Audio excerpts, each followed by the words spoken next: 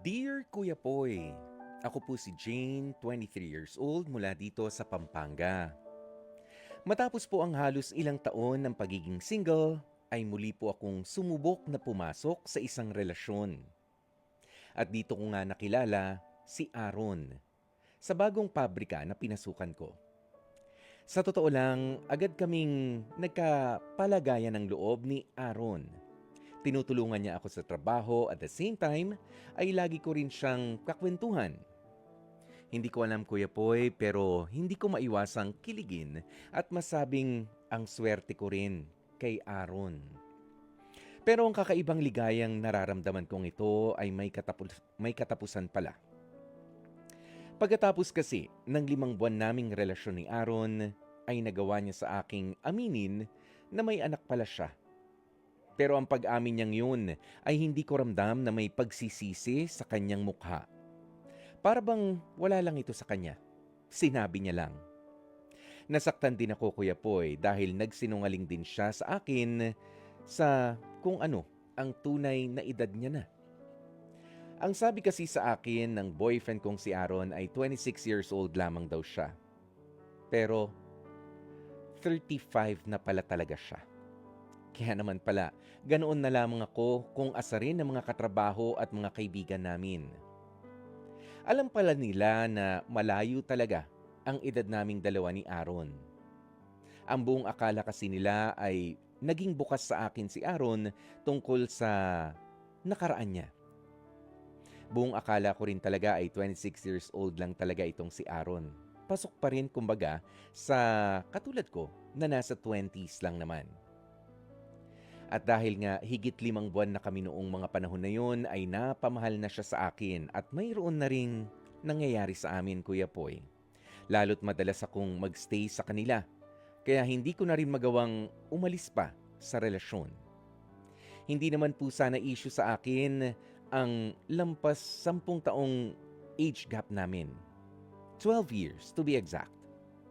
Hindi ko lang din talaga matanggap na parang ang tanga ko para hindi alamin ang ganoong mga ka-basic na mga bagay at detalye tungkol sa boyfriend ko. Ino-overthink ko pa rin hanggang ngayon kung papaano ito i-open up sa parents at sa lola ko na sobrang stricto pagdating sa ganitong klase ng usapan. Pero ngayon nga Kuya Poy ay umabot na ng 2 taon ang relasyon namin ni Aaron. Pero hanggang ngayon ay hindi pa rin ako magkaroon ng lakas ng loob na sabihin sa mga magulang ko na may anak na ang boyfriend ko sa pagkabinata at 12 taon ang agwat ng aming edad. Mahal ko si Aaron pero hindi ko talaga siya magawang iharap at ipakilala sa mga magulang ko sa ngayon.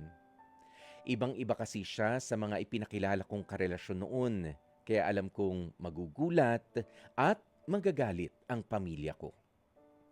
Maging si Aaron ay ayaw ring humarap sa mga magulang at pamilya ko kahit na 2 years na kami at parang mag-live-in na nga talaga ang setup namin Kuya Poy. Kaya ang tanong ko ngayon, ano ba ang dapat kong gawin? Natatakot talaga akong ipakilala at baka ma-judge si Aaron ng strikto kong pamilya. At saka ayaw niya ring humarap sa kanila.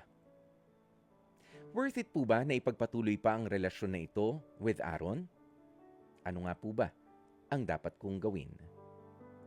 Lubos na nalilito, Jane. Dear Kuya Poy, Alam mo, Jane, hindi ko na patatagalin pa ang aking mga kasagutan.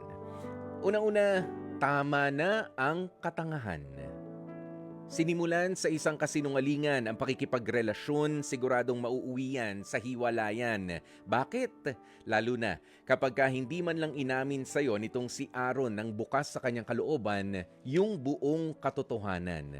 Alam mo ang katotohanan kapag hindi talaga buo, kasinungalingan pa rin yan. Yan, half truth is not the truth. Okay?